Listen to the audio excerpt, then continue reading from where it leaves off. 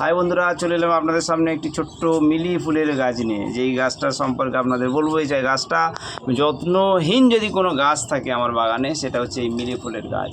এটা 40 degree, 45 degree, 50 degree temperature বিনা জল দিয়ে যে গাছটা বেঁচে থাকবে, সেই গাছটার নাম হচ্ছে মিলি ফুলের গাছ। আপনারা চাইলেই লাগাতে পারেন। এক বছরে 365 দিনের মধ্যে 365 দিন যে গাছে ফুল থাকে, সেই গাছটার নাম হচ্ছে এই মিলি ফুলের গাছ। আপনারা চাইলেই বাড়িতে লাগাতে পারেন। এই গাছের যত্ন নেই বললেই চলে, তাই আপনাদের সবাইকে সাজেস্ট করব, সবাই বাড়িতে একটি করে মিলি ফুলের গাছ লাগান, সারা বছর ফুল ভরিয়ে দেবে।